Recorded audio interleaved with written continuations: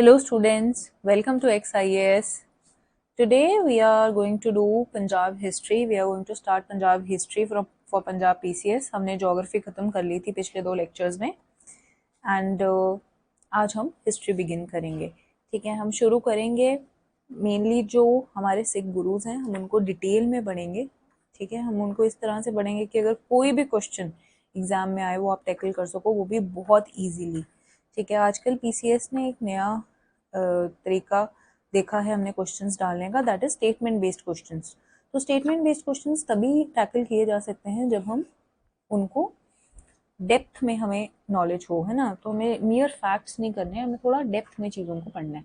उसी तरह से आपके लिए ये जो कोर्स है उसी तरीके से डिज़ाइन किया गया है कि आपको डेप्थ में आंसर करने का में कोई प्रॉब्लम ना हो. राइट, चलिए शुरू करते हैं.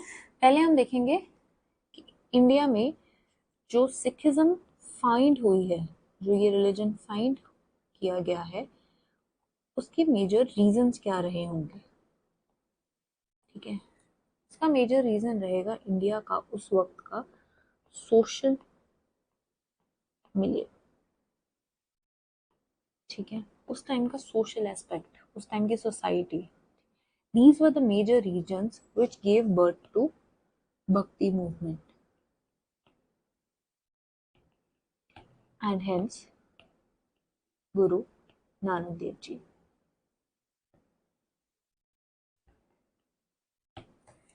इसका अगर मैं थोड़ा आपको कॉन्टेक्स्ट और डेप्थ में समझाना चाहूँ तो वो मैं इस तरीके से समझा सकती हूँ कि ये जो टाइम था, बेसिकली लेट 15th सेंचुरी वाला जो टाइम था, इसमें हमने देखा है कि इंडिया में invasions from waste started.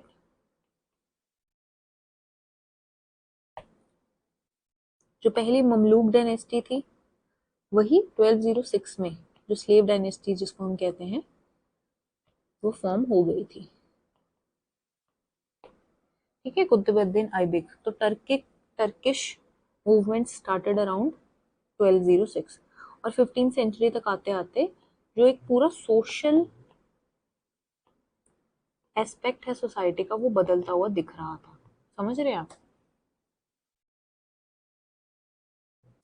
So social aspects थे जो सोसाइटी के, वो सारे बदलते रहे. ठीक है, तो इसके कारण ये जो सोशल एस्पेक्ट्स बदले हैं, उसके कारण एक जो बहुत ही क्रिटिकल नेक्सस था between Brahmins and rulers, mostly Kshatriyas. North India में mostly Rajput kingdoms were present. Right, तो इन दोनों के बीच में एक नेक्सस था. इसमें क्या था कि Brahmins used to give legitimacy to their rule, to Kshatriya's rule, saying कि God has sent them to rule upon you. And in contrast, Kshatriyas gave Brahmins power to exploit. ठीक है, इनको अलग से लैंड्स दिए जाते थे, टैक्स एग्जेम्पशंस थी. ठीक है, and all those extra privileges were given to Brahmins. तो ये नेक्सस टूट गया by because Turkish invasions started in 1209. ठीक है, और उन इन्वेजन्स के बाद आहिस्ता आहिस्ता 15th सेंचुरी से 16th सेंचुरी तक आते होते जो सोशल एस्पेक्ट है अब वहाँ पे, बिकॉज ये नेक्सस टूट चुका है, एक कॉमन मैन है जो वो भी विजिबल हो सकता है. And that is how Kabir ji and other bhakti saints rose. एक आप कॉन्सेप्ट समझ रहे हैं कि कैसे एक नींव तैयार की जा रही है in the foundations of Sikhism. ठीक है, चलिए अब हम ब्रीफ में समझेंगे कि हिंदू सोसाइटी का कंडीशन क्या था उस पॉइंट ऑफ टाइम पे. पहली बात तो मुस्लिम रूल के अंडर हिंदूज को सेकंड क्लास सिटीजन समझा जाता था, जिसको हम जिम्मीज भी कहते हैं. ठीक है, तो ये टर्म एक अलग से क्वेश्चन भी बनाया जा सकता है. दूसरा, जजिया टैक्स उनको दिया जाता था, ये भी हमें पता है. And rulers like Sikandar Lodi हैं जो they used to impose lot of restrictions on Hindu religious practices and even destroyed their idols over there. तो इस तरह का कुछ माहौल बन गया था for Hindus under the rule of these Muslim rulers. Coming to caste system and social hierarchy, ये भी हमें समझ आता है कि हिंदू सोसाइटी थी जो it was very much divided into these varna systems and these varna systems were followed very rigidly. and कुछ क्लासेस जैसे कि चंडालास और ढंकास जिनको हम अनटचेबल क्लासेस कहते थे उनको इस पूरे वर्ना सिस्टम से ही आउटसाइड मतलब इनको बाहर कर दिया जाता था. They were put outside this whole context of varna system. और इनको सारा जो आपका सोशल लाइफ है रिलीजियस लाइफ है उन सब से एक्सक्लूड ही कर दिया गया था. ठीक है. देन other castes जैसे कि shoemakers, weavers, basket makers, they were also looked down upon by the higher castes. तो एक बहुत ही rigid caste system हमारी सोसाइटी में उस टाइम prevalent था. दूसरा ब्राह्मण्स ritually भी supreme थे but morally they were not very good. morally they were degenerated. तो वो lower caste को काफ़ी हद तक exploit भी करते थे. ठीक है. और मुस्लिम सोसाइटी के हम कंडीशंस की बात कर लेते हैं. मुस्लिम सोसाइटी में भी स्ट्रैटिफिकेशन थी. हालांकि जो इस्लाम का असली ओरिजिन है it believes in equality and egalitarianism. But at the other side जो रियलिटी देखते हैं हम इंडिया की मुस्लिम सोसाइटी की, वहाँ पे हमने देखा कि divisions were present over here also. They were slaves, they were Indian converts, they were foreign nobles. ठीक है.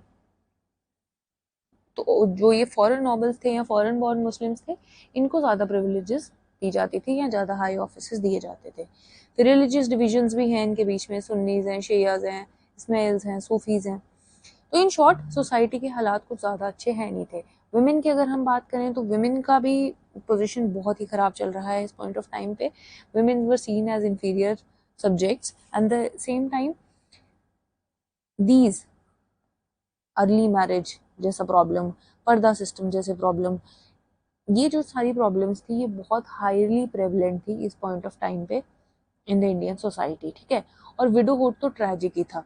यहाँ तो पूरी जिंदगी आप विडो ही बनकर रहोगे, सेलिबेसी प्रैक्टिस करोगे, या फिर you are going to be put to sati which was a very inhumane practice. ठीक है. तो इस तरह की हालत थी विमेन की भी सोसाइटी में. विमेन के पास कोई ऑब्वियसली इनहेरिटेंस राइट्स तो थी नहीं और उनका काम सिर्फ इतना था कि वो बच्चे पैदा कर दे रही हैं और वो भी मेल चिल्ड्रन. ठीक है. So womens were victims of these harsh social norms. अब रिलीजन की बात करते हैं. रिलीजन में मोस्टली रिचुअल्स थे, फॉर्मेलिटीज थी. रिलीजन एक मैकेनिकल और एक एक्सप्लॉयटेटिव एक्सरसाइज बन चुका था. उसकी जो स्पिरिचुअल एसेंस थी वो बिल्कुल ख़त्म हो चुकी थी. लोग मिरेकल्स में, ब्लैक मैजिक में, एस्ट्रोलॉजी में, इन सब चीज़ों में बिलीव करते थे. और इस सारी चीज़ों के बाद आते हैं Guru Nanak ji, who basically condemn this blind ritual practices. ये जो कास्ट डिस्क्रिमिनेशन और ये जो moral corruption in the name of God, इन सबको उन्होंने नो बोलकर यूनिवर्सल ब्रदरहुड का ज्ञान दिया, equality, truth and direct communication with the God, direct communion with the God का ज्ञान दिया है लोगों को. ओके.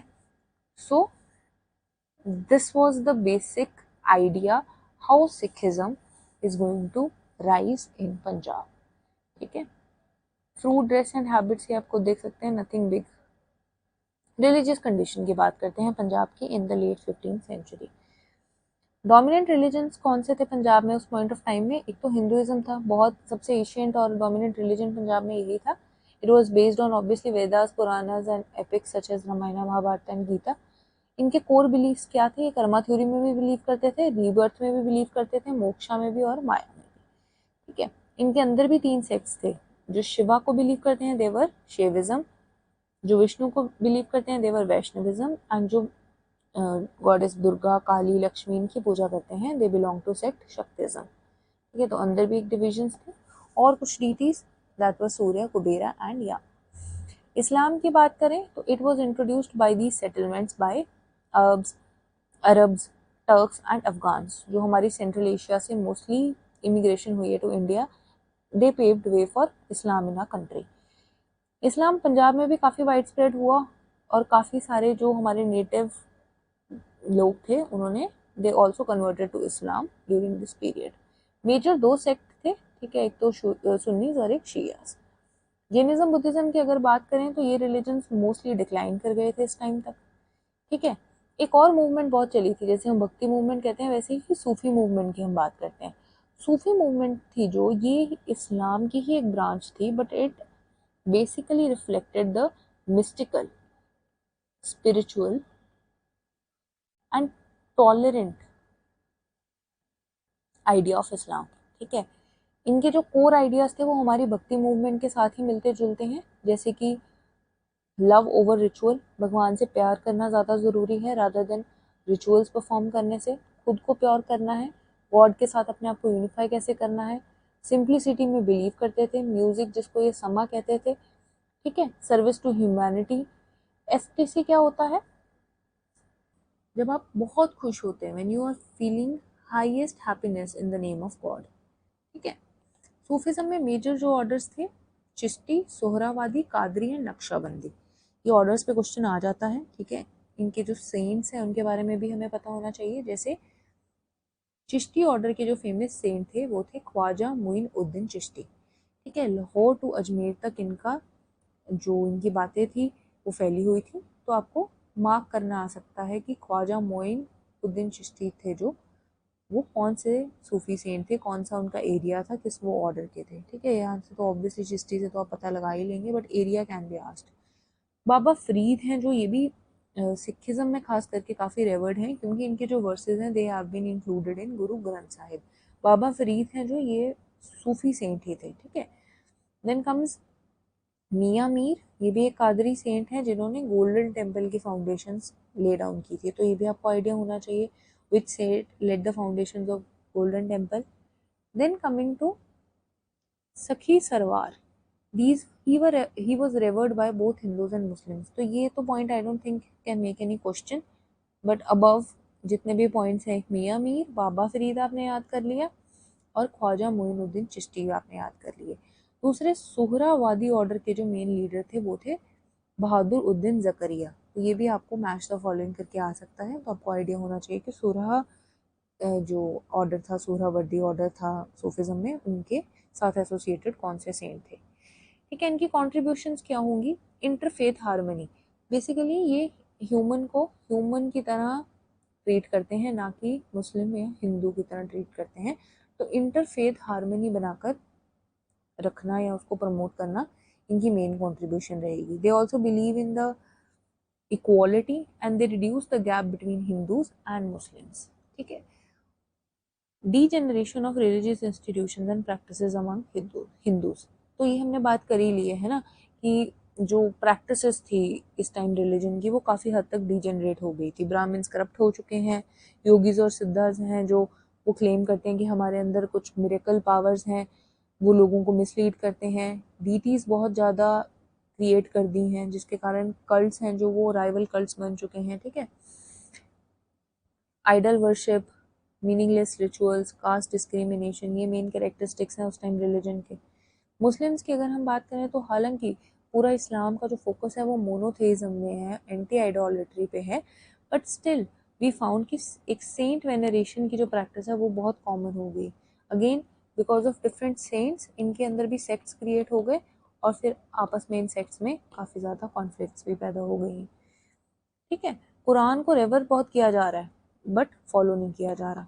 ठीक है, तो ये सारी मेजर प्रॉब्लम्स हमें देखने को मिली, and this was the reason why Bhakti movement had to come out. Okay, इसमें भाई गुरदास जी ने जैसे बताया है कि रिलीजियस हिपोक्रेसी है जो बहुत बढ़ गई थी ब्राह्मण्स में, मौलवीज में और जोगीज में।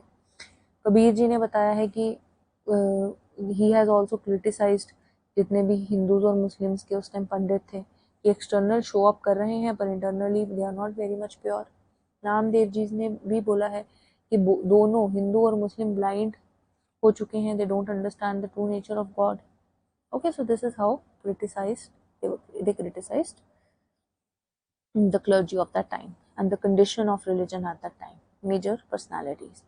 इकोनॉमिक कंडीशन ऑफ पंजाब को समझते हैं in the late 15th and early 16th century. उस टाइम मेजरली एग्रीकल्चर था, अराउंड 75% ऑफ पॉपुलेशन थी जो वो एग्रीकल्चर में एंगेज थी।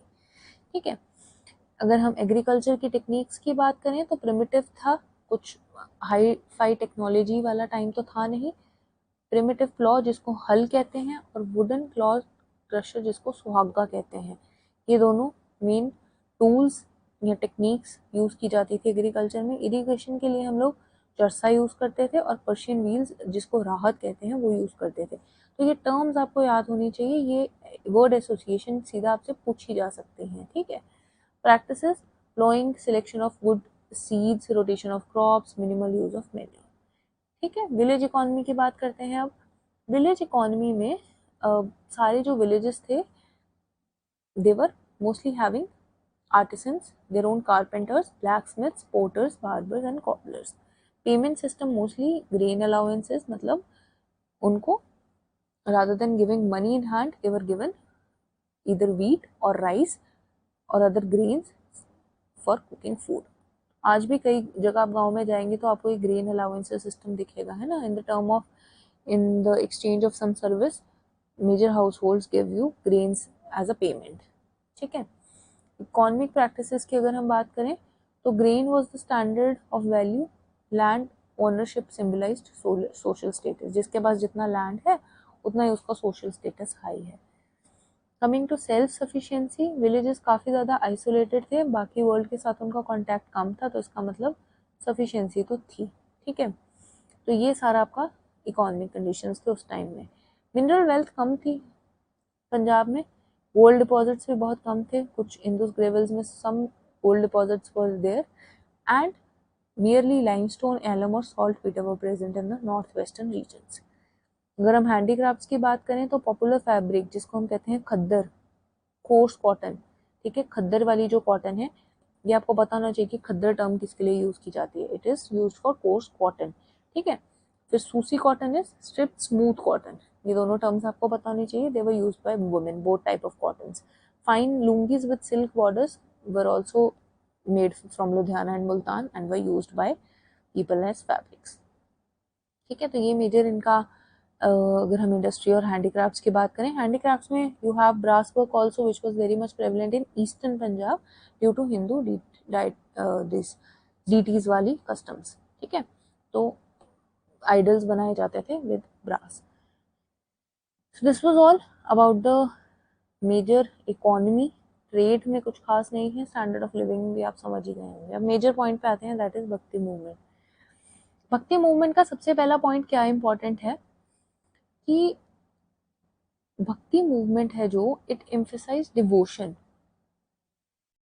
Towards God rather than rituals, caste distinctions, और सब कुछ छोड़ छाड़ के एस्थेटिक बनने से बेटर है कि आप बिलीव करिए डिवोशन में। ये सारी फॉर्मेलिटीज या मैकेनिकल काम करने से बेटर है कि आप डिवोशन में बिलीव करें, ठीक है। एंड हेंस साल्वेशन कैसे अचीव की जा सकती है, नॉलेज से भी, एक्शन से भी और डिवोशन से भी।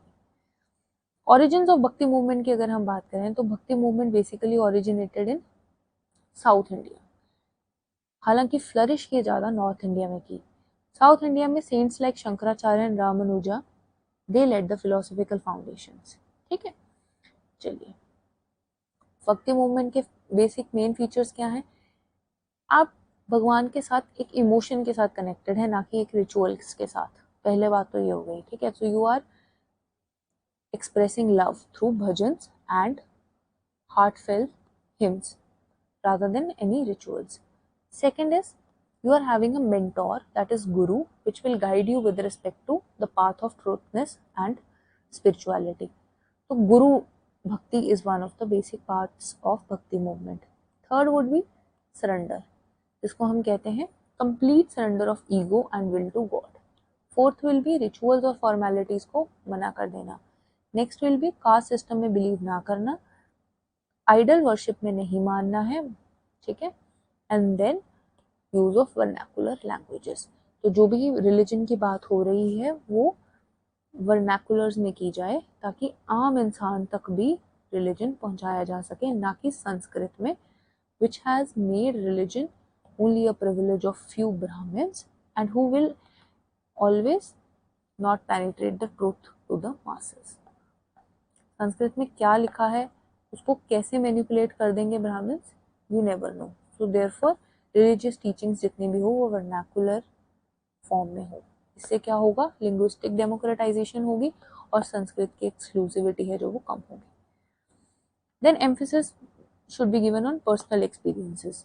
ठीक है, डायरेक्टली आप भगवान को एक्सपीरियंस कर सकते हैं through love, truth and humility rather than associating with some holy man, जिनको हम गॉड मैन भी कहते हैं, बिकॉज यू नेवर नो कि वो गॉड मैन है जो वो करप्ट है मोरली या फिर सही है।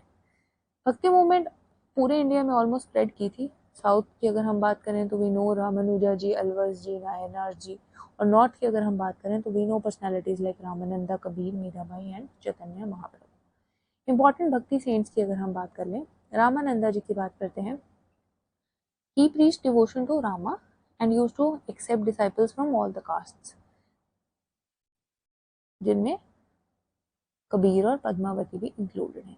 कबीर जी की बात करते हैं, इन्होंने काफ़ी यूनिटी ऑफ गॉड पे बात की है और फॉर्मलिज्म दोनों धर्मों में इन्होंने रिजेक्ट किया है, चाहे वो हिंदू हैं चाहे वो इस्लाम है। और उन्होंने बोला है कि अल्लाह और रामा है जो सेम ही भगवान के दो नाम हैं।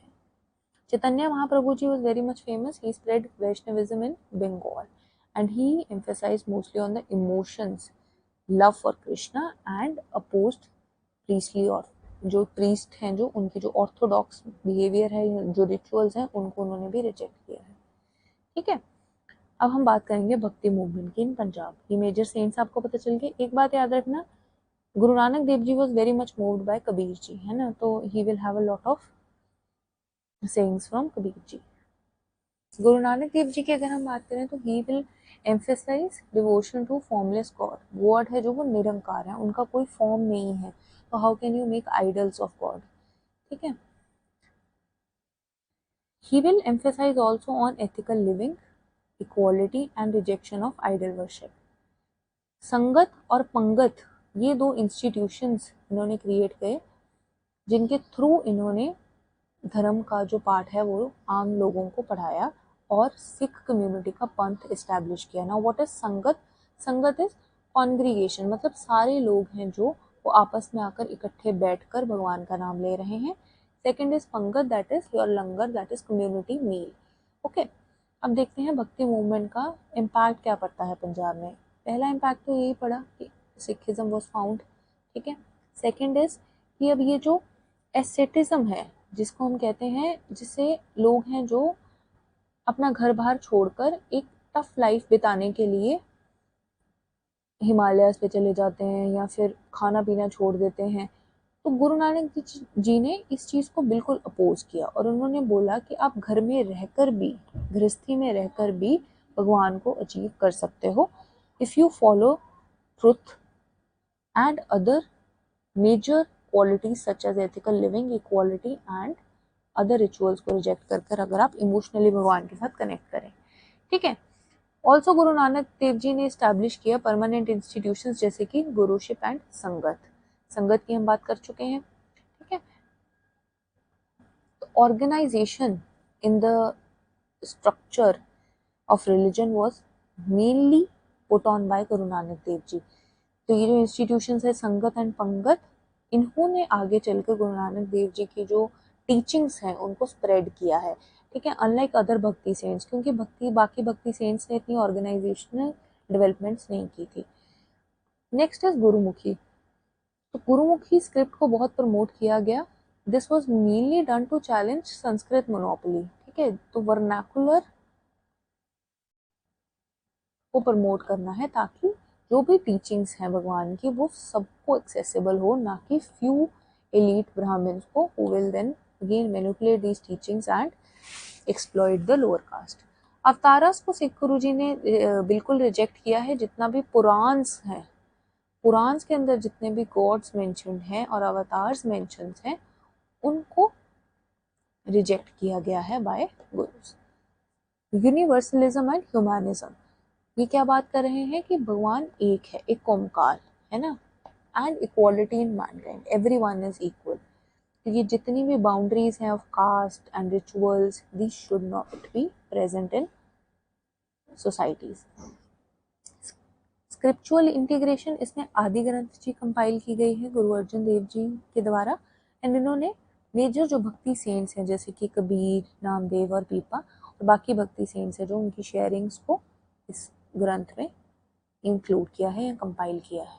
ठीक है, so therefore bhakti movement Punjab के लिए बहुत इंपॉर्टेंट है, क्योंकि पंजाब में it gave rise to Sikhism, जिन्होंने भक्ति मूवमेंट की कोर वैल्यूज है जो उसको अभी तक रिटेन किया हुआ है।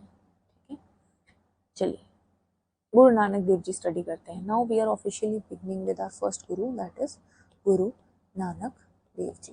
मैंने आपको पूरा एक बैकग्राउंड समझा दिया with respect to this religion that is Sikhism. Okay, कैसे इसकी जो फाउंडेशंस हैं वो रखी गई और क्या कंडीशंस थे जिन्होंने इन फाउंडेशंस को जन्म दिया। ओके, चलिए पहले हम गुरु नानक देव जी के सोर्सेज ऑफ इंफॉर्मेशन समझते हैं। आखिर हमें गुरु नानक देव जी के बारे में पता कहाँ से चलता है। तो फर्स्ट इज जन्म साखीज। जन्म साखीज बेसिकली बायोग्राफिकल अकाउंट्स। पहली जन्म साखी किसकी है? पाई पाला जन्म साखी। पाई पाला जी की जन्म साखी है। ये पाला संधू जी हैं जिन्होंने ये जन्म साखी को कंपाइल किया है। कहा जाता है कि ये गुरु नानक देव जी के ही कंपेनियन थे। ठीक है, इसमें एक पॉइंट ये है कि वह गुरु जी की फतेह, which is a very famous phrase used in Punjab even now, कहा जाता है कि वो पाई पाला जन्म साखी से लिया गया है। ठीक है, तो ये क्वेश्चन फ्रेम हो सकता है। ओके, इसमें यही इंपॉर्टेंट था। एक तो आपको पता होना चाहिए कि बाला संधू जी वो supposed companion of Guru Nanak Dev जी, और दूसरा इनके जो जन्म साखी है उसमें मेजर या पॉपुलर फ्रेज कौन सा है। Okay, second would be Sevadas जी की जन्म साखी, विलायत वाली। ये सबसे पुरानी, सबसे अर्लीस्ट और सबसे रिलायबल जन्म साखी है with respect to Guru Nanak Dev जी। इसमें काफ़ी मिराकुलस एलिमेंट्स के बारे में भी बात हुई है, बट क्योंकि ये सबसे पुरानी कॉम्पोजिशन है और सबसे सिंपल कॉम्पोजिशन है, ये मोस्टली रिलाइड अपॉन होती है। ठीक है, सेवादास जन्म साखी विलायत वाली। थर्ड वुड बी हफीजाबाद जन्म साखी। ये किन्होंने डिस्कवर की है? गुरुमुख सिंह, प्रोफेसर गुरुमुख सिंह जी ने। ठीक है, ये सेवादास जी का ही वर्जन है, बेसिकली कंटेंट सेम है, पर 1885 में ये पब्लिश किया गया है। तो मॉडर्न हिस्टोरियंस के लिए ये एक इम्पॉर्टेंट कंटेंट बनता है। तो इनसे क्वेश्चन बन सकते हैं भाई। ठीक है, यू शुड नो कि विच इज द अर्लीस्ट जन्म Sakhi with respect to Guru Nanak Dev ji. You should know from which Janam Sakhi we have found Waheguru ji की फतेह। You should know professor Gurmukh Singh जी ने कौन सी जन्म साखी कंपाइल की थी।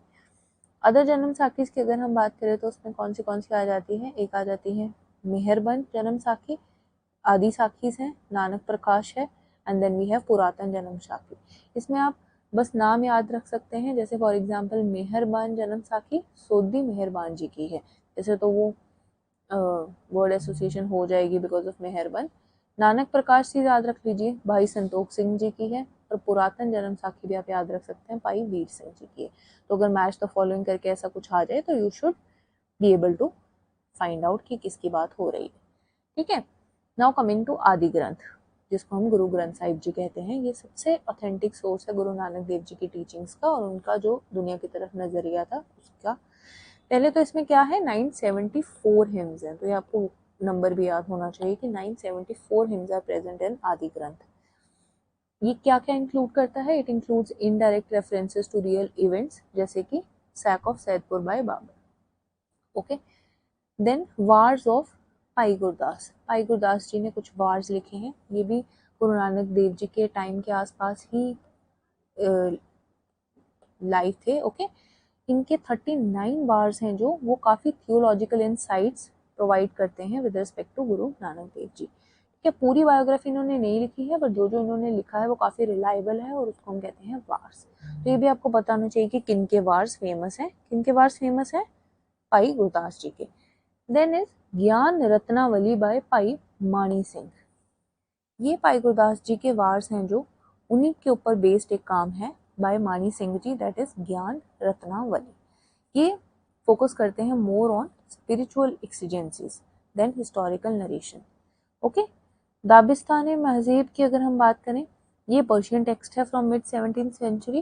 ठीक है, he also gives lot of references to Guru Nanak Dev ji and he is useful only for cross referencing perceptions of Sikhism by contemporary outsiders. तो यहाँ पे भी आपको नाम याद रखना है मेजरली कि ये किसकी बात हो रही है। Okay, so what all we have read, एक बार कंक्लूड कर लेते हैं।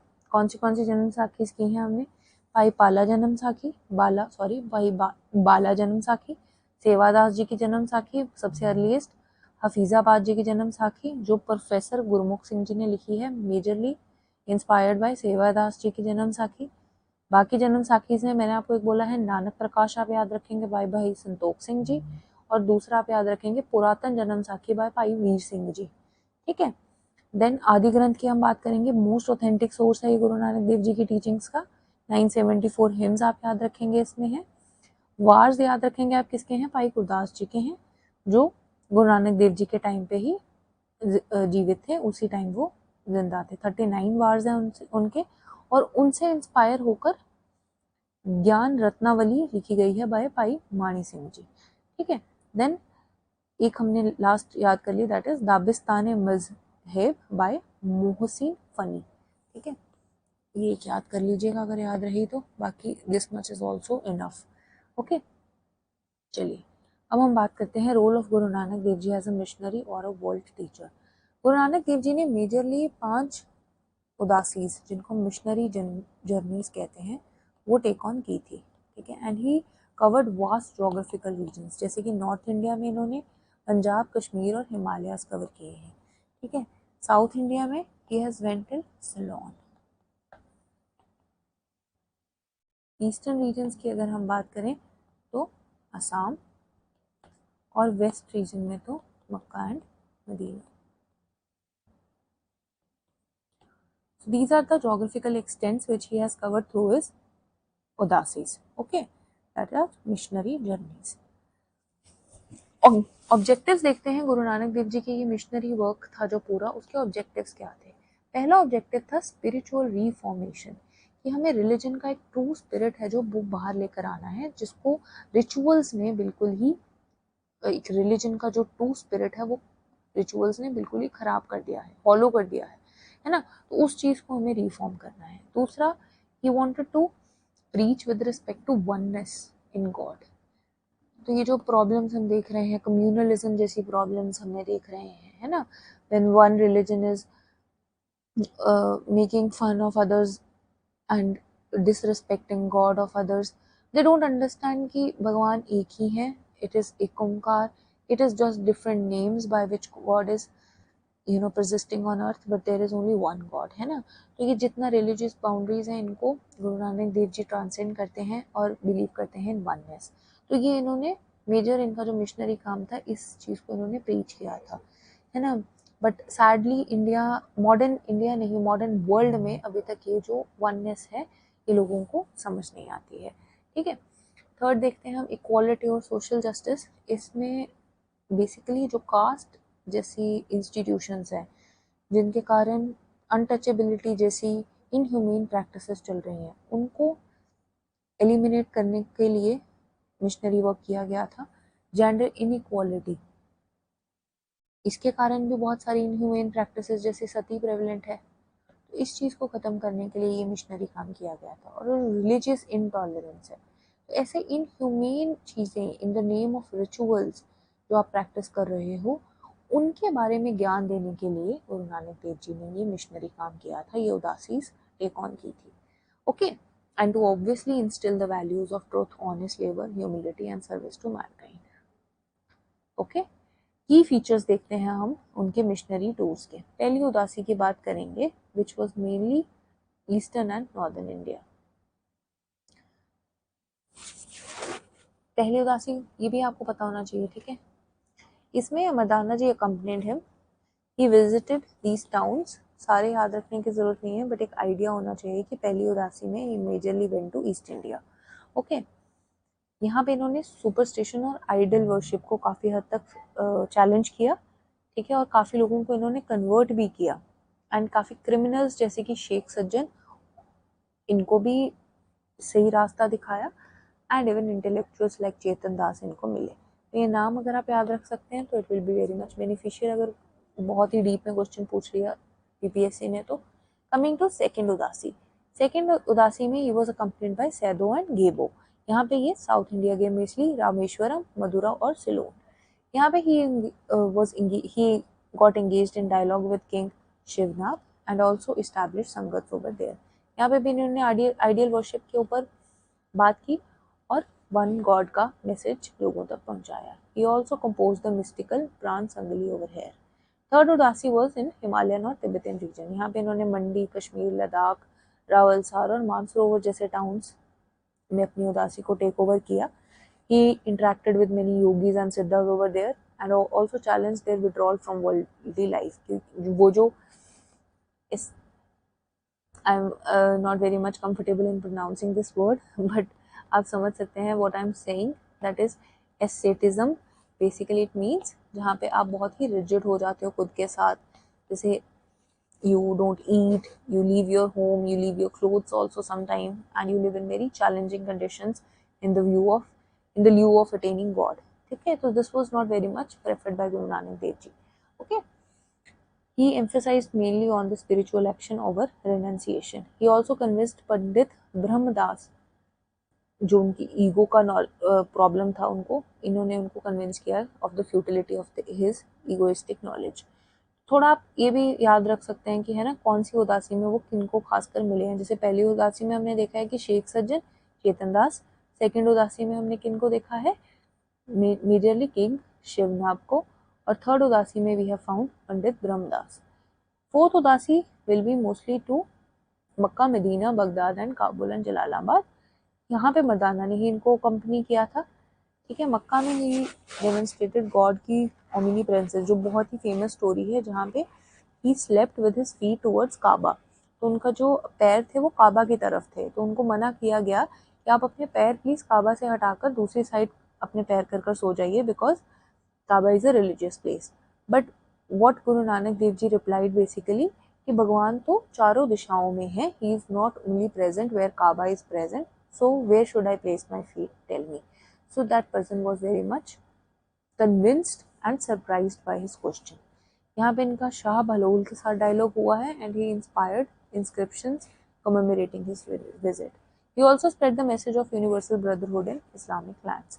5th जनवरी की अगर हम बात करें तो ये पंजाब के ही मेजर एरियाज में इन्होंने मिशनरी एक्टिविटीज कैरी डाउन की और 5th जनवरी में ही बाबर की इन्वेजन थी जो वो गुरु नानक देव जी ने विटनेस की. तो यहाँ से आप ये भी समझ रहे हैं कि बाबर और गुरु नानक देव जी एक ही टाइम पे कंटेम्पररीज थे. ठीक है. He was also briefly imprisoned by Babar. So ये फैक्ट बहुत बार बच्चों को नहीं पता होता है, but you should know that he was imprisoned by Babur, but he was obviously release because of his spiritual stature. जो उनका स्टैचर था इतना स्पिरिचुअल, उनके कारण उनको रिलीज कर दिया.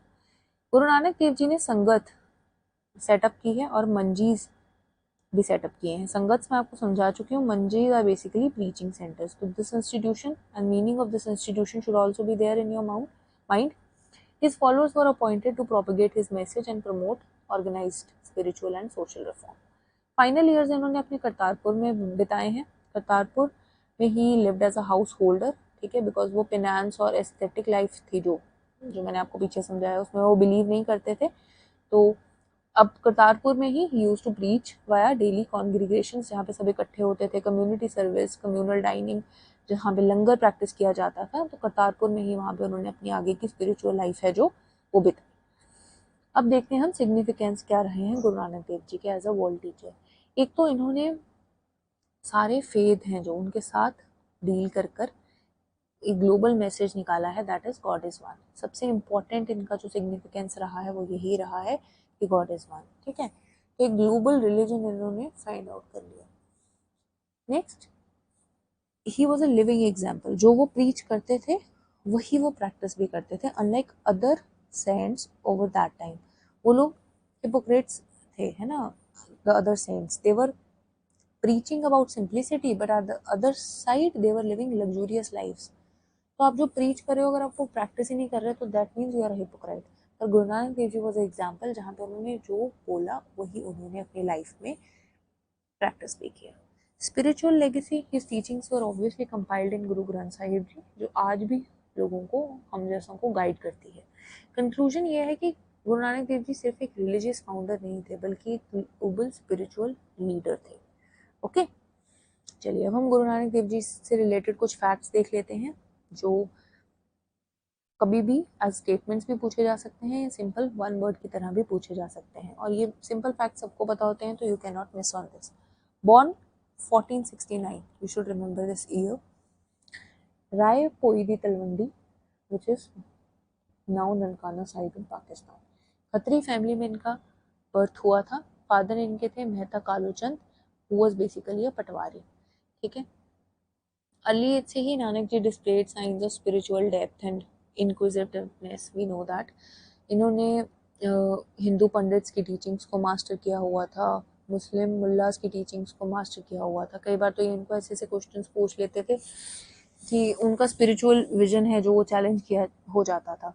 1488 में इन्होंने सुलखनी जी के साथ शादी कर ली और फिर वो सुल्तानपुर लोधी मूव कर गए, जहाँ पे वो वर्क करते थे एज अ स्टोर कीपर। ठीक है, इन द सर्विस ऑफ दौलत खान लोधी, तो he was the king of that time, तो उनके अंडर वो काम करते थे as a store keeper. Sultanpur में उन्होंने एक्सपीरियंस किया एक अंदर से spiritual awakening, because he used to meditate, and around the age of 30 he declared कि ना ही कोई हिंदू है और ना ही कोई मुसलमान है। ठीक है। नाउ कम्स टू उदासीज और ट्रैवल्स। अब जॉब से रिजाइन करके इन्होंने मिशनरी जर्नीज करना शुरू कर दी across India, and we know missionary journeys हमने पढ़ ली है। मेजरली इन्होंने message of one God and universal brotherhood का मैसेज दिया। पहली उदासी भी आपने पढ़ ली, सेकंड भी, थर्ड भी और फोर्थ भी, ये रेपिटेशन है। फिफ्थ आपको पता है, it was majorly in Punjab itself, and Babar की इन्वेजन के time to Aminabad he was briefly imprisoned also. ठीक है। नेक्स्ट देखते हैं, बाद में he got settled at Kartarpur, and then major practices जिन पे उन्होंने एम्फेसाइज किया है वो एक तो है नाम जपना, जिसमें हम गॉड का नाम लेंगे, बार बार मेडिटेट करेंगे, कीर्तन करेंगे, that is honest living, and other is Vand Chhakna, that is sharing with others. So these are the major three practices on which he emphasized to his followers. Next majorly we can say गुरु नानक देव जी हैं जो उन्होंने एक नई religious community की foundations नींव रखी, which was based on equality, simplicity and devotion. तो जिन्होंने मेजरली इन टेनेंट्स को पॉपुलराइज किया। ठीक है। अपनी डेथ से पहले 1539 में गुरु नानक देव जी ने भाई लैना जी को अपना सक्सेसर अपॉइंट किया, जो बाद में गुरु अंगद देव जी के नाम से बहुत फेमस हुए, and he initiated the tradition of Guru Gaddi, that is spiritual succession. गुरु गद्दी का जो सक्सेशन का पूरा जो इंस्टीट्यूशन है वो उन्होंने इस्टेब्लिश किया। ओके, चलिए अब एक बार हम देख लेते हैं गुरु नानक देव जी के जो रिलीजन के मेन टीनेंट्स क्या है, मतलब मेन कैरेक्टरिस्टिक्स क्या हैं। वैसे तो हमने ये डिस्कस कर लिया है, बट एक बार हम जल्दी जल्दी से इसको कवर कर लेते हैं। पहला टीनेंट तो यही है, monotheism, that is used to believe in only one God. तो Guru Nanak Dev ji preached in single God, Ek Omkar. ठीक है, there is but one God, his name is truth and he is the creator. Okay, this is the line from Japji Sahib. Then he used to worship through Naam Simran. तो उनका जो पूजा करने का, worship करने का जो तरीका था वो था नाम सिमरन, नाम जप करते थे वो, कोई रिचुअल्स में बिलीव नहीं करते थे, भगवान के नाम को बार बार रिपीट करते थे, and he used to say that purifies the mind, that removes ego and that finally leads to spiritual liberation also. Third, role of the guru. तो इन्होंने गुरु के रोल को भी बहुत एम्फेसाइज किया है, एक्सप्लेन किया है कि जो गुरु जी हैं वो हमेशा लीड कर सकते हैं एक डिवोटी को इन अ स्ट्रेट और a pure path towards enlightenment. तो गुरु की महत्ता है जो गुरु नानक देव जी ने वो डिस्क्राइब की है। Then comes condemnation of the caste system. तो caste system which has inhumane practices जैसे कि अनटचेबिलिटी एंड ऑल, इन सबको उन्होंने गलत डिक्लेयर किया है, रिजेक्ट किया है, और उन्होंने बोला है कि स्पिरिचुअल प्रोग्रेस है जो एक इंसान की, वो उसके कामों पे बेस्ड है, जो वो काम कर रहा है, उसके जो कर्म है, दैट विल डिटरमाइन कि इंसान कितना स्पिरिचुअली प्रोग्रेसिव है, ना कि बर्थ। ये नहीं है कि आप एक पर्टिकुलर क्लैन में पैदा हो गए तो you are spiritually elevated. Then he also rejected ritualism and idol worship, as we have talked. He emphasized on householder life. तो मैंने आपको बताया है कि गृहस्था में को उन्होंने एडवोकेट किया है और उन्होंने बोला है कि हमें कुछ एक्स्ट्रा एफर्ट्स, जैसे जो हमने एसेटिज्म डिस्कस किया था जिसमें पीपल आर एक सेल्फ इम्पोज्ड स्ट्रिक्ट डिसिप्लिन या इम्पावर्टी, इन सब चीजों के कारण अपने आप को कष्ट देते हैं और उनको ऐसा लगता है कि ये कष्ट देकर खुद को वो स्पिरिचुअली प्रोग्रेस करेंगे। इस चीज को गुरु नानक देव जी ने जरूर अपोज किया है। डॉक्ट्रिन ऑफ कर्मा के बारे में गुरु नानक देव जी का क्या कहना है? वो ट्रांस माइग्रेशन में बिलीव भी करते थे और लॉ ऑफ कर्मा में भी बिलीव करते थे, यानी कि birth, death and then transmigration of the soul into a new body, ये वाले कॉन्सेप्ट में भी वो बिलीव करते थे और कर्मा वाले लॉ में भी कि जैसे आप काम करेंगे वैसा आपको फल मिलेगा। ठीक है, तो देयरफॉर ही एम्फसाइज्ड कि आपको काम, गुड डीड्स, अच्छे काम करने चाहिए, ट्रूथफुल लिविंग, गॉड को devotion, and hence finally that will lead to mukti, that is liberation from the cycle of birth and death. Concept of Sachkhand. Ultimate goal is to unite with God and dwell in Sachkhand. That is a state of truthfulness and bliss. तो सचखंड, इसका भी concept है जो वो गुरु नानक देव जी ने दिया है। ये आपको और बुक्स में नहीं मिलेगा, तो ये आपको आइडिया होना चाहिए कि व्हाट इज सचखंड। ठीक है, नेक्स्ट देखिए, कंडेमनेशन ऑफ प्रीस्टली क्लास। जो क्लर्जी है उनकी इन्होंने काफी ज्यादा कंडेमनेशन की है, उनको काफी क्रिटिसाइज किया है because they have been exploiting religion for certain needs such as power and privileges. तो इस चीज को गुरु नानक देव जी ने बिल्कुल रिजेक्ट किया है। यूनिवर्सल ब्रदरहुड, कोई हिंदू नहीं है, कोई मुसलमान नहीं है। आफ्टर हिज, जब उनको फाइनली मेडिटेशन से वो उठे थे, जब उनकी स्पिरिचुअली प्रोग्रेस हुई थी, first thing he said was there is no Muslim and there is no Hindu, so therefore he had strongly advocated for universal humanism. Then is upliftment of women.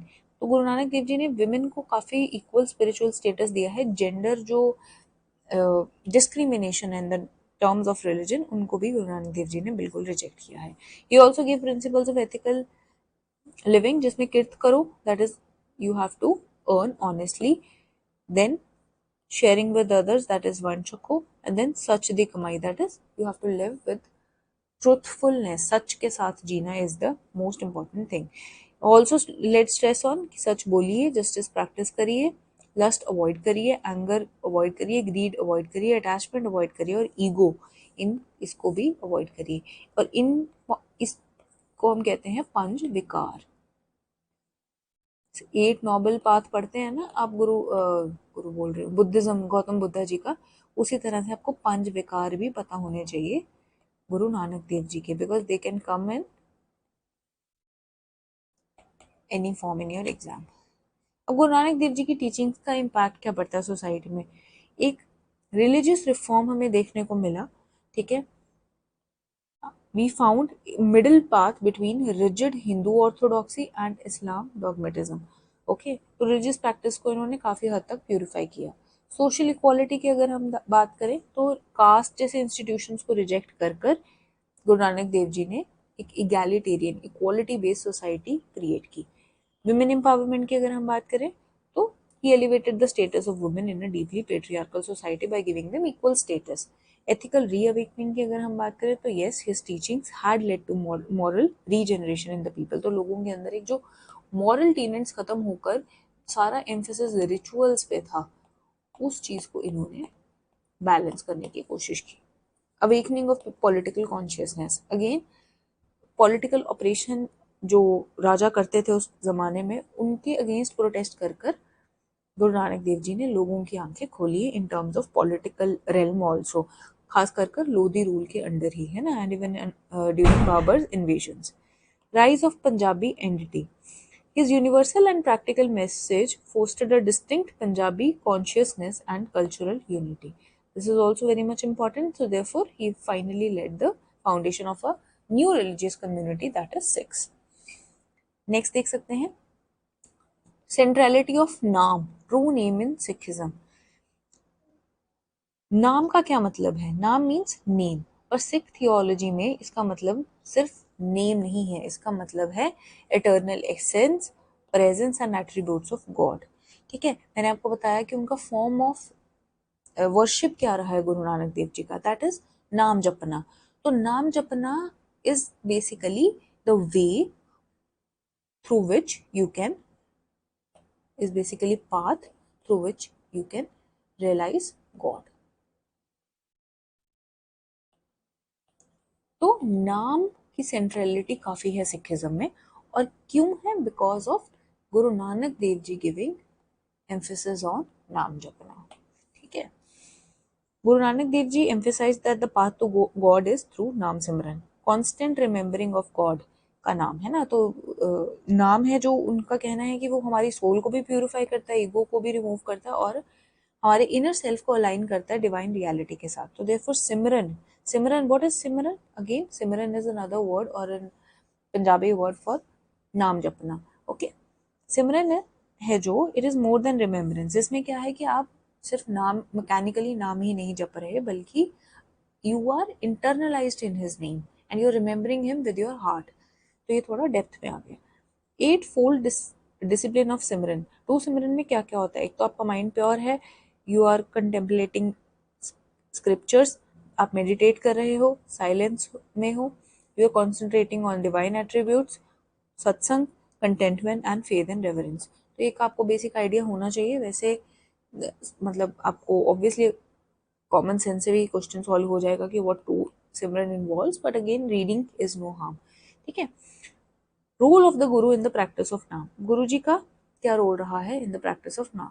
गुरु नानक देव जी ने strongly इस चीज में बिलीव किया है कि नाम सिर्फ गुरु की गाइडेंस के अंडर ही आप रियलाइज कर सकते हो, क्योंकि गुरु है जो, वो आपके लिए एक स्पिरिचुअल इनलाइटर का काम करेंगे। ठीक है, वो एक बोट की तरह है जो आपको सी ऑफ एग्जिस्टेंस से क्रॉस करवा सकते हैं। ठीक है, तो therefore emphasis on guru is again one of the major important things which Guru Nanak Dev ji emphasised on. गुरु के क्या फंक्शन है? अब एक तो शब्द हैं जो उनको रिवील करना और उनका ट्रू मीनिंग अपने डिसाइपल्स तक पहुंचाना, स्पिरिचुअल रीबर्थ कराना अपने डिसाइपल का, अपने डिसाइपल के फेथ को प्रोटेक्ट करना और प्रिजर्व भी करना।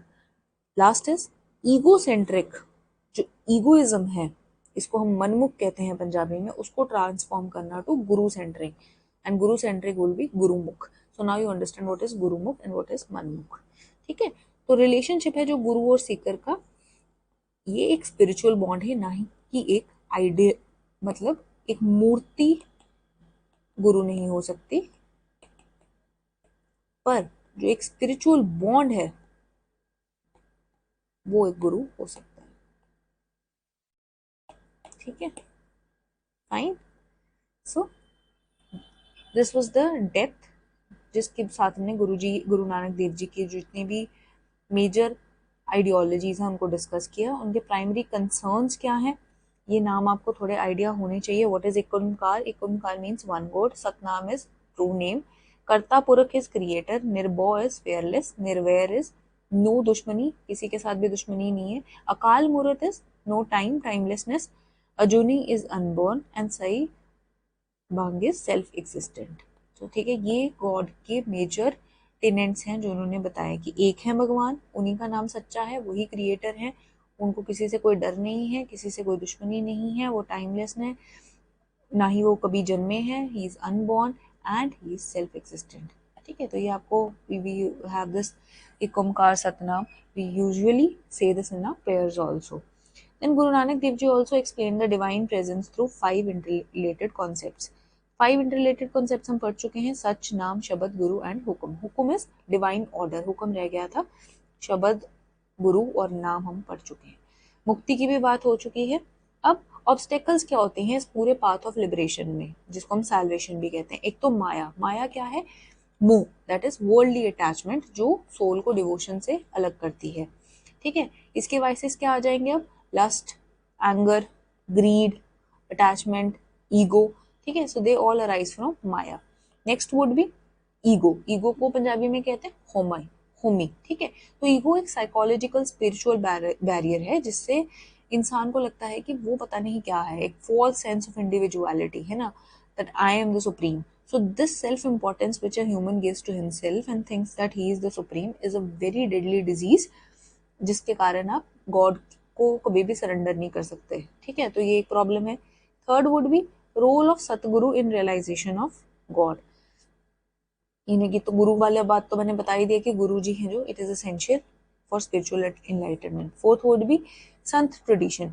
संत tradition he will emphasise on nirgudha bhakti in this formless god and rejecting ritualism and inward devotion. Okay, subordination of social and political concerns to religion. यहाँ पे नानक जी ने बोला है caste system is not acceptable, gender discrimination is not acceptable, hypocrisy is not acceptable. तो इन्होंने social और political concerns हैं जो वो रिलीजन के थ्रू प्रॉपरली ऐसे हैंडल कर लिए। जैसे पॉलिटिक्स, मैंने आपको बात की कि पॉलिटिकल अवेकनिंग है जो वो भी इन्होंने रियलाइज कराई लोगों को। चलिए, गुरु नानक देव जी एक रिवोल्यूशनरी थे या एक रिफॉर्मर थे, इस चीज को देखते हैं। एज अ रिफॉर्मर उन्होंने हिंदुइज्म को रिफॉर्म करने की कोशिश की, ठीक है। वेद किताब झूठे नहीं, झूठे सोजो ना विचारे। तो इन्होंने जो इन स्क्रिप्चर्स हैं इनको अपोज नहीं किया है, बट इन स्क्रिप्चर्स से जो एक अलग ही रिचुअल्स हमने ऑब्टेन कर लिए हैं, mechanical way of worship evolve कर लिया है, उसको उन्होंने अटैक किया। उन्होंने किसी भी हिंदू अवतार्स को डिसरिस्पेक्ट नहीं किया। He aimed for reformation and not destruction of any religion. He had selective condemnation of caste system. Caste pride को इन्होंने जरूर कंडेम किया है, पर हायरार्कियल स्ट्रक्चर को इतना ज्यादा कंडेम नहीं किया है। हालांकि स्पिरिचुअल इक्वालिटी पे इनका काफी एम्फोसिस रहा है, ठीक है। रिचुअल्स के काफी अगेंस्ट थे, but at the same time कुछ रिचुअल्स जैसे कि यात्राएं, पिलग्रिमेज है जो, है ना, जो धर्म यात्राएं होती हैं, फास्टिंग है, उनको कंडेम नहीं किया, ठीक है। भक्ति लीनिएज है जो, उसमें इनकी जो टीचिंग्स है वो कहाँ से आई थी, मैंने आपको बताया था, he was very much moved by Kabir ji, Ravidas ji and even Namdev ji, ठीक है। तो इनके ये जो सारे बिलीफ्स हैं ये अर्लियर सेंट्स हैं जो, उन्होंने भी इसके बारे में बात की थी, बट हाउएवर नानक जी ने इसको थोड़ा शार्प करके री इंटरप्रेट करके पॉपुलराइज ज्यादा किया है, ठीक है। Then would be guruship and sangat as extensions and not innovations, ठीक है। रेवोल्यूशनरी में अगर हम देखें तो उन्होंने कास्ट की कंप्लीट डिनाउंस किया है कास्ट को, फिर इन्होंने गृहस्थी को अप्रूव किया है, हिंदू माइथोलॉजी को पे डिपेंड नहीं रखा है, आइडल वर्शिप को भी डिनाउंस किया है, एंड देन रिचुअलिज्म को भी मना किया है। He also establish distinct institutions, नाम मार्क की बात की है, और सोशियो पॉलिटिकल चीज़ों पे इन्होंने कमेंट्री भी काफ़ी दी है। तो this will be the characteristics of Guru Nanak Dev ji as a revolutionary also, ठीक है। तो ये आपको मेंस में आ सकता है, अदरवाइज तो इसकी ज़रूरत नहीं है फॉर प्रीलिम्स। आपको पता ही है मेजर टीनेंट्स क्या है गुरु नानक देव जी के, तो वो आप हैंडल कर लेंगे। Guru Nanak Dev ji as a man was a very handsome, cheerful and radiant man with brave and fearless heart. बहुत हम्बल और स्वीट स्पोकन पर्सनैलिटी थे, and also very truthful and even a man of action with a lot of wit and humour, ठीक है। As a world teacher गुरु नानक देव जी हैं जो after 1494 enlightenment attain करने के बाद इन्होंने काफ़ी मिशनरीज हैं जो काफ़ी अपना मैसेज है जो थ्रू मिशनरी स्प्रेड किया है इन 4 डायरेक्शंस, ठीक है। वो हमें पता है, इन्होंने पूरे वर्ल्ड को ही एम्ब्रेस किया है। एज अ योगी इन्होंने ये उदासी स्पिरिचुअल जर्नीज करने के बाद फिर finally he settled in Kartarpur life, जहाँ पे उन्होंने अपनी फैमिलियर लाइफ है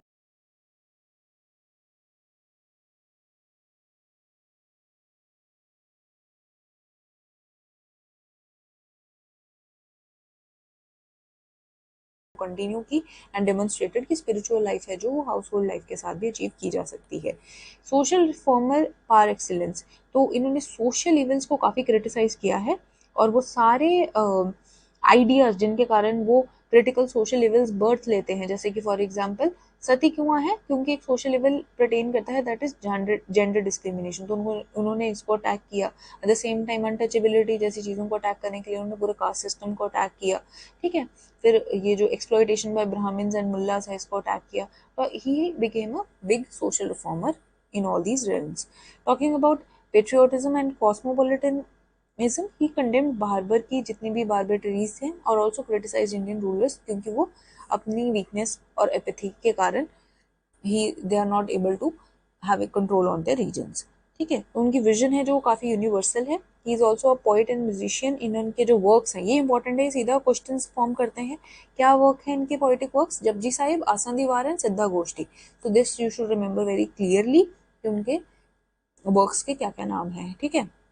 He composed nearly 1,000 hymns which formed a core of Guru Granth Sahib. तो अराउंड 1,000 hymns इन्होंने फॉर्म की हैं which form core of Guru Granth Sahib.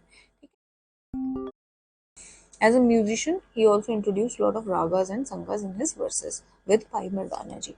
He is also a major founder of Sikhism. ठीक है, इनका कोई intention नहीं था एक नया रिलीजन स्टार्ट करने का, but he laid the foundations for Sikhism. की इंस्टीट्यूशंस जो है सिखिज्म की, जैसे कि गुरुशिप, संगत एंड लंगर, ये इन्होंने ही फर्स्ट इंस्टेंट पे एस्टैब्लिश किए. ठीक है, तो गुरु नानक देव जी हमने अच्छे से कर लिया है. थोड़ा ये लेंथी था बिकॉज बहुत ज़रूरी था. गुरु नानक देव जी पे किसी भी तरह से क्वेश्चन पूछ सकते हैं because obviously is the most famous and the most revered personality of the region. ठीक है, so therefore it was important for us to understand it properly. Okay, next देखते हैं. अब हम गुरु अंगद देव जी के लिए पढ़ते हैं. गुरु अंगद देव जी वुड बी द सेकंड गुरु. इनका ओरिजिनल नेम हमें पता है भाई लेना जी है. इनका बर्थ प्लेस कहाँ पे है? खडूर साहिब नियर अमृतसर. इनका जो बैकग्राउंड, रिलीजियस बैकग्राउंड रहा है वो ये रहा है कि he was a devotee of goddess Durga. Durga Mata Rani के भगत थे ये. और annual pilgrim relays to Jammu and Kashmir इनकी रहती थी. ठीक है, ट्रांसफॉर्मेशन की अगर हम बात करें तो भाई जोधा जी हैं जो, उन्होंने गुरु नानक देव जी की हिम्स इनको सुनाई जब वो करतारपुर गए. And hence he got so much moved bye those hymns कि उन्होंने अपने आप को गुरु नानक देव जी को प्रॉपरली डिवोट कर दिया. अब इनकी मेजर कॉन्ट्रीब्यूशंस क्या रही हैं सिखिज्म में? इन्होंने संगत और पंगत को काफ़ी हद तक कंसोलिडेट किया, पॉपुलराइज किया और एक ऑर्गेनाइजेशनल स्ट्रक्चर इसको प्रोवाइड किया. Also he was the one who introduced and popularised Gurmukhi script. तो ये एक सीधा क्वेश्चन बनता है कि गुरु कौन से गुरु जी हैं जो जिन्होंने गुरुमुखी स्क्रिप्ट को पॉपुलराइज किया. ठीक है, तो ये आपको पता होना चाहिए. एंड गुरुमुखी स्क्रिप्ट है जो, it evolve from lambda script, ये भी आइडिया होना चाहिए. तो ये जो नई स्क्रिप्ट है, it became the medium for recording sect teachings. Khushwant Singh के नोट्स बताते हैं कि गुरुमुखी है जो, ये न्यूक्लियस बन के बैठी है सारी सेक्रेड राइटिंग ऑफ सिक्स का. मतलब it is the main language जिसमें सारी सिखों की सेक्रेड राइटिंग्स की गई हैं. ठीक है, और सिख आइडेंटिटी को ये अलग से डिफाइन भी करती है. तो देयरफॉर गुरुमुखी इज इंपॉर्टेंट. क्या इंपॉर्टेंट दो क्वेश्चन हमने किए? एक तो लैंदा के बारे में हमने पढ़ा, लैंदा स्क्रिप्ट. दूसरी हमने देखा कि कौन से गुरुजी हैं, दैट इज सेकंड गुरुजी अंगद देव जी, जिन्होंने ये इंट्रोड्यूस और पॉपुलराइज की है. ठीक है, तो ये सीधा आपको क्वेश्चन के हिसाब से पूछा जा सकता है. नेक्स्ट देखते हैं अब हम इंस्टीट्यूशन ऑफ लंगर. तो इंस्टीट्यूशन ऑफ लंगर मैंने आपको बताया कि गुरु नानक देव जी, गुरु अंगद देव जी ने उसको स्ट्रेंथन भी किया है. एट द सेम टाइम उनकी जो वाइफ है माता खिवी जी है ना, इनका भी आपको नॉलेज होना चाहिए. उन्होंने उनकी सुपरविजन के अंदर ये सारी जो लंगर का इंस्टीट्यूशन है वो पॉपुलराइज और इंस्टीट्यूशनलाइज किया गया है. हालांकि इसको स्टार्ट गुरु नानक देव जी ने किया था, तो ये टेक्निकलिटी आपको क्लियर होनी चाहिए. अगर स्टेटमेंट हुआ कि स्टार्ट किसने किया, स्टार्ट गुरु नानक देव जी ने किया. पॉपुलराइज और कंसोलिडेट इस इंस्टीट्यूशन को गुरु अंगद देव जी ने किया. ठीक है, अब जो लंगर है वो सिर्फ ये नहीं है कि खाना खाना है बैठकर. Langar basically is way via which we are promoting social equality, whereby everyone is sitting equally and having food. You may be from any caste, you may be from any sect, but आप इकट्ठे बैठकर खाना खा रहे हो. ठीक है, from all caste and backgrounds you're sitting together and sharing your meals. Also langar helped in spreading Guru ji ka message because most of the disciples will come and foster community cohesion in this practice. आगे देखते हैं. Next thing he did was he compiled जन्म साखी. इन्होंने गुरु नानक देव जी की biography है जो वो कंपाइल की है. ठीक है, ये तो हमने पढ़ी ली है. Guru Angad Dev ji commission the first biography of Guru Nanak Dev ji, that is Janam Sakhi with the help of Paiwala and Paira Mokha. This जन्म साखी वी रेड अभी पीछे है ना. Also it promoted the use of Gurmukhi over Sanskrit and challenge this hegemony of Hindu priesthood because Sanskrit was a language of very few people, और जिसके कारण most of the time religion था जो वो आम लोगों को एक डिस्टॉर्टेड वे में प्रेजेंट किया जाता था. तो उस चीज को हैंडल किया, वर्नाकुलर लैंग्वेजेस स्प्रेड की गई इन भक्ति मूवमेंट ओवरऑल ऑल्सो. उसी तरह से गुरुमुखी को भी इन्होंने प्रमोट किया गुरु अंगद देव जी ने. Next will be collection of hymns. तो गुरु नानक देव जी की जितनी हिम्स थी उनको इकट्ठे कलेक्ट कर कर, और खुद की भी कुछ हिम्स हैं जो उनको इकट्ठे कर कर इन्होंने बाद में, विच दे वर included in Adi Granth, but he consolidated and helped in systematizing the Sikh teachings. ठीक है, तो इनके जो एफर्ट्स हैं, उन्होंने आदि ग्रंथ जब गुरु अर्जुन देव जी कंपाइल करेंगे, इनके एफर्ट्स ने उसकी एक फाउंडेशन सेटअप की. मतलब अगर इन्होंने वो हिम्स संभाली नहीं होती तो आदि ग्रंथ में गुरु अर्जुन देव जी कैसे उनको पुट इन करते हैं ना, तो इनके एफर्ट्स ने वो प्रोविजन डाली, ठीक है। देन इज रिजेक्शन ऑफ उदासी एस्टेसिज्म। यहाँ पे इन्होंने उदासी सेक्ट है जो उसको इन्होंने फर्मली रिजेक्ट किया, ठीक है। Udasi sect was led by Shri Chandra ji जो गुरु नानक देव जी के बेटे थे, और this sect basically Udasi sect promoted asceticism, ठीक है। एसेटिज्म है जो उसको गुरु नानक देव जी ने भी रिजेक्ट किया था, ठीक है, और उसको इन्होंने भी रिजेक्ट किया। Also, he will be the disciple of Sikh congregation. So he will. Why would he be the disciple of this Sikh congregation? Because he also doesn't believe in egoism and disobedience. ये भी आपको समझना है. Also, he established akhadas at Khador Sahib to encourage physical fitness among the Sikhs. ये भी एक बहुत सही चीज है, ठीक है। तो ये भी आपको पता होना चाहिए कि कौन से गुरुजी ने अखाड़ास को establish किया, okay? Because through akhadas when you are establishing physical fitness, तो physical fitness is one of the means to have spiritual well-being of इंसान, ठीक है। तो अभी भी आप देखते होंगे इस जर्नी में ऑफ एग्जामिनेशंस, आपका स्पिरिचुअल वेलबींग तभी अच्छा होगा, आपकी एग्जाम की परफॉर्मेंस भी तभी अच्छी होगी अगर आपकी फिजिकल फिटनेस भी अच्छी है, ठीक है। तो ये एक बहुत ही इंपॉर्टेंट इंस्टीट्यूशन है जो हमारे गुरु अंगद देव जी ने प्रमोट किया। Next would B Goindwal Sahib. Establishment of Goindwal Sahib is also contribution by गुरु अंगद देव जी, जो बाद में एक बहुत ही मेजर सिख सेंटर बनेगा अंडर गुरु अमरदास जी जो हमारे थर्ड गुरु हैं। Then he also propagated Sikh ideals such as, ये तो मैंने आपको बता दिया ना, संगत और पंगत को तो इन्होंने एक्सपैंड और कंसोलिडेट किया ही है ना। Next would be Humayun's visit to Guru Angad. तो ये अब आपको थोड़ा आइडिया होना चाहिए कि कौन से रूलर हैं जो वो किस गुरु जी से मिले हैं। जैसे हमने बात की है कि बाबर हैं जो वो गुरु नानक देव जी के टाइम पे रूल कर रहे थे और उन्होंने गुरु नानक देव जी को for a small brief period of time imprison भी किया था। उसी तरह से आपको पता होना चाहिए कि गुरु अंगद देव जी को हुमायूं विजिट किए थे after he was defeated by Sher Shah Suri, ठीक है। एंड गुरु जी हैं जो he reportedly predicted Humayun's return to power, और बाद में वो आए भी थे पावर में, है ना। Then succession and tradition. अब डेथ से पहले Guru Angad Dev ji also appointed Guru Amardas ji as a successor जो हमारे थर्ड गुरु आएंगे, ठीक है। और इस अपॉइंटमेंट के कारण जो गुरुमत्ता है उसका ट्रेडिशन एस्टैब्लिश हो गया, एंड हेंस जो गुरुमत्ता में अब जो गुरु की गद्दी है किन बेसिस पे दी जाएगी, मेरिट के बेसिस पे, ना कि हेरिडिटरी बेसिस पे। दिस इज इम्पोर्टेंट, ठीक है, because most of the time son claims father's gaddi, but now because he bypassed his own sons, so therefore gurumatta, that is spiritual merit is over hereditary, was established, and hence meritocratic principle in Sikh leadership succession followed. तो I hope आप मेरी ये बात समझ गए हैं। गुरु अमरदास जी हम next lecture में करेंगे, पर गुरु अंगद देव जी के मेजर आपने जो पॉइंट्स हैं, है ना, जिनसे क्वेश्चंस बन सकते हैं वो आप अब अच्छे से कर पाएंगे। एक बार उसको फटाफट हम रिवाइज कर लेते हैं क्या क्या मेन पॉइंट्स किए हैं हमने। एक तो इनका ओरिजिनल नेम पाइलैना जी है, खडूर साहिब अमृतसर। देन गुरुमुखी स्क्रिप्ट है जो उनको इंट्रोड्यूस इन्होंने किया है, संगत और पंगत को कंसोलिडेट इन्होंने किया है। देन माता खिवी जी की हम बात कर रहे हैं। माता खिवी जी ने सुपरवाइज किया है पूरा लंगर वाला इंस्टीट्यूशन, एंड देन जन्म साखी इन्होंने कंपाइल की थी विद द हेल्प ऑफ पाईपाला जी, ठीक है। हिम्स हैं जो इन्होंने कलेक्ट की, उनको संभाल कर रखा, which will finally help Guru Arjun Dev ji when he will compile आदि ग्रंथ। देन उदासी वाला जो सेक्ट है उसको इन्होंने फर्मली रिजेक्ट किया है, and he also emphasized on गृहस्था जैसे गुरु नानक देव जी करते थे। Next would be akhara system इन्होंने डेवलप किया है, गोइंदवाल साहिब इन्होंने एस्टैब्लिश किया है, सिख आइडियल्स को इन्होंने प्रोपेगेट किया है जैसे कि संगत पंगत। हुमायूं हैं जो उन्होंने इनको विजिट किया था सेकंड गुरु जी को, ये भी एक फैक्ट आपको याद रखना है। एंड देन गुरुमत्ता है जो spiritual merit over hereditary merit is important point which you can remember. Okay, so this is all about गुरु अंगद देव जी, ठीक है। एक मैंने आपको बोला था कि हम ना हर क्लास में थोड़ा मैप प्रैक्टिस करा करेंगे, बिकॉज वो ज्योग्राफी की 2 क्लासेस में मैं आपको सारा मैप तो नहीं करवा सकती थी ना। तो last time what we did was we saw these districts, we saw Pathankot, and we found कि पठानकोट सिर्फ और सिर्फ बॉर्डर शेयर करता है गुरदासपुर के साथ।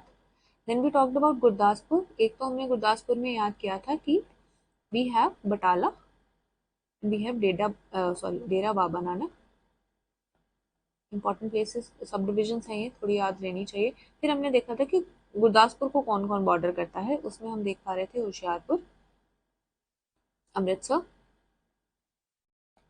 And then is your Kapurthala.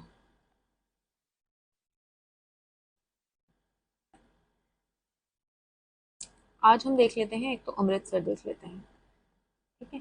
Amritsar को आप ध्यान से देखिए, कौन सी डिस्ट्रिक्ट इसको बॉर्डर कर रही हैं। एक तो गुरदासपुर बॉर्डर कर रहा है इसको, दूसरा Kapurthala, and then is Tarn Taran. तो तेरा 3 districts which are bordering Amritsar, Tarn Taran, Kapurthala and Gurdaspur की पिक्चर आपके माइंड में बनी होनी चाहिए, ठीक है। ये इंपॉर्टेंट है because they can ask any type of question and we can not afford to lose marks on such simple questions just because we didn't practice mapping.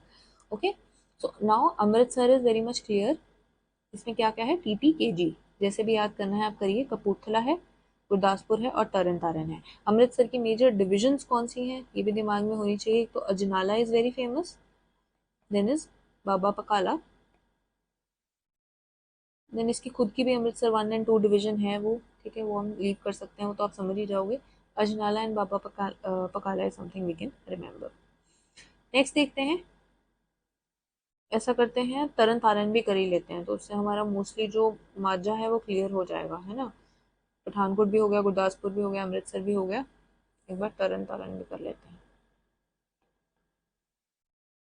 तरन तारण में देखिए अब कौन सी बॉर्डर कर रही है डिस्ट्रिक्ट। एक तो ऑब्वियसली अमृतसर करेगी, तो कपूरथला भी कर रही है, ठीक है। देन वुड बी और फिरोजपुर।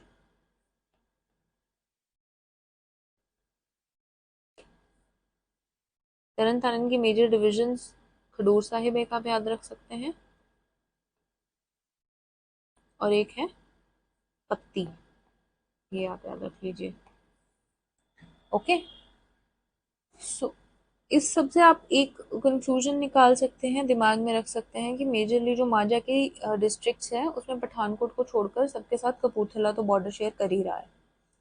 गुरदासपुर को दिमाग में लेकर आएंगे तो 3 डिस्ट्रिक्ट्स याद आ जाएंगी, और एक और चीज़ आप कंक्लूड कर सकते हैं कि इन तीनों को डिस्ट्रिक्ट्स भी 3-3 लगती हैं। कौन सी लगती हैं वो आप याद, आपको दिमाग में आ ही जाएंगे, ठीक है। अब जैसे अमृतसर है, यू कैन ऑलवेज रिमेंबर कि गुरदासपुर के आगे अमृतसर है, then Tarn Taran and then is Kapurthala, then you can come to Tarn Taran, then you know Tarn Taran में अमृतसर हो गया, कपूरथला हो गया। एक फिरोजपुर आपको दिमाग में रखना है अलग से, वो रह जाएगा अगर बार बार देखोगे तो। गुरदासपुर तो आपको आ ही गया है, ऊपर पठानकोट है, साइड में we have this Hoshiarpur, then Amritsar and also Kapurthala. So Gurdaspur has 4 districts bordering it. Amritsar has only 3, even Taran has 3, Pathankot के पास तो 1 ही है। तो माजा की मैपिंग हमने मेजरली कर ली। ओके, नेक्स्ट हम दोबारा शुरू करेंगे अगली क्लास की मैपिंग में। हम इतना आपको क्लियर होना चाहिए भाई, ठीक है, जितना मैंने करा दिया है। और नेक्स्ट क्लास में हम आगे गुरुजीस पढ़ेंगे। For the time being I will dismiss this class. All the very best, करते रहिए, पेपर अब कभी भी हो सकता है। Okay, all the best.